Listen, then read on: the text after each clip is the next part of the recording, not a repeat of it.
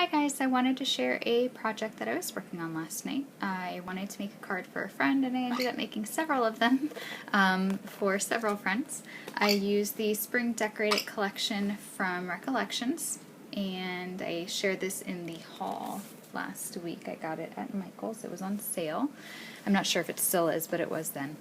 I also really wanted an excuse to use one of the dies I got last week and the 1-2-3 punch board that I bought. So I made the cards, I believe they're 5x5. I just used some plain bezel cardstock for the base of the card, and I'll show you the cards in just a minute. I wanted to share the envelopes they made, and I'm not sure if I made them, I think I made them 5.5 by 5.5, possibly 6x6, I can't remember, but I wanted to make them big enough to fit the chunky embellishments on the card.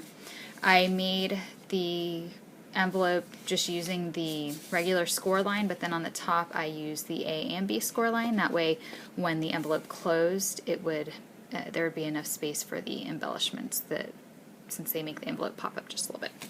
So I just made 4 envelopes using some of the paper collection, and then the cards are all pretty similar.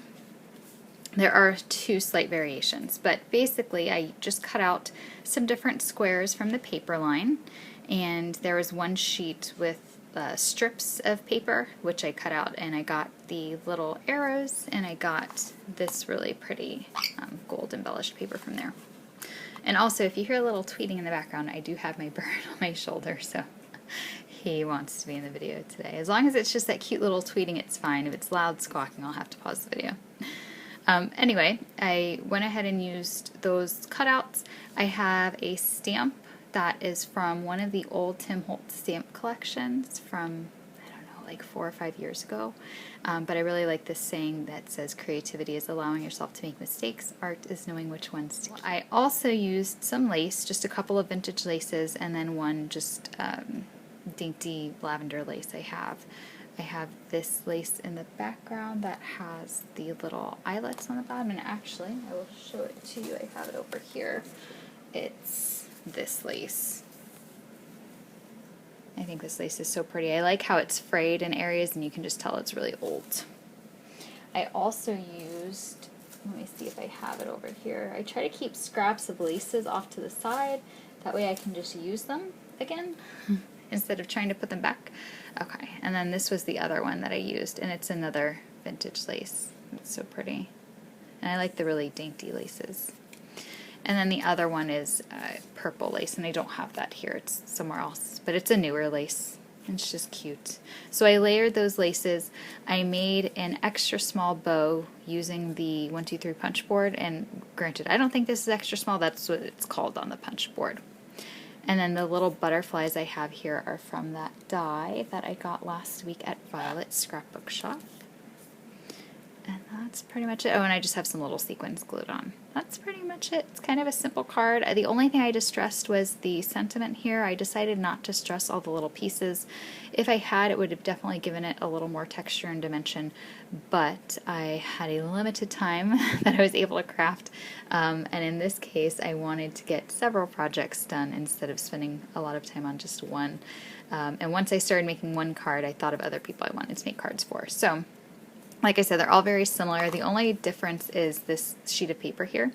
2 of the cards have this little sheet running lengthwise, and then 2 of the cards have these 2 sheets, the aqua and then the little arrows.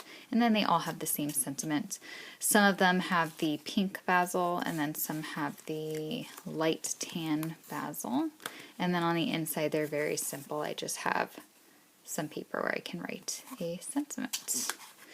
And then I just wanted to show you, I really like the way this works out because the bow definitely gives it a little bit of height, but because I made the card bigger, or the envelope bigger than the card, there's plenty of room. And then since I have that little space here, it will close just perfectly, and I'll probably just put like a little patch of washi tape or something to close it. And then there you have it. So those are very, very simple.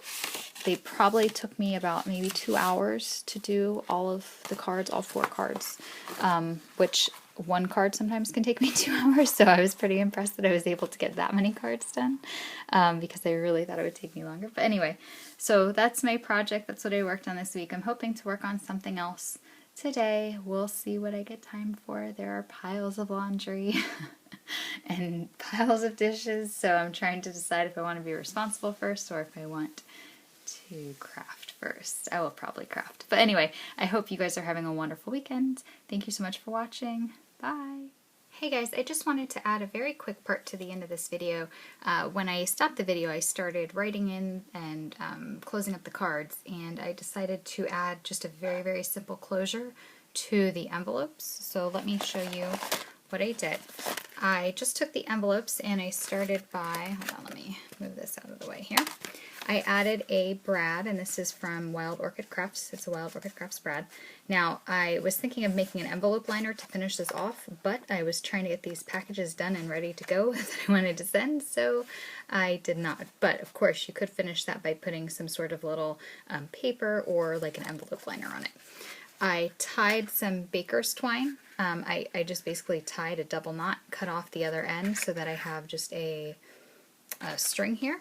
And then let me move my hand so I can show you. And then I just have the closure like this. And then when you bring it around that time, just wrap it around and that will close your envelope. And then I just created just a teeny charm on the end, just some loose beads that I had. So very, very simple closure, easy to do. Took me just a couple minutes on each envelope to make that. I didn't have any brads that matched the collection, but if you have brads that match your paper collection, that would be even better. So that's just a simple closure that I made for those envelopes that I showed earlier in the video. Thanks guys, bye!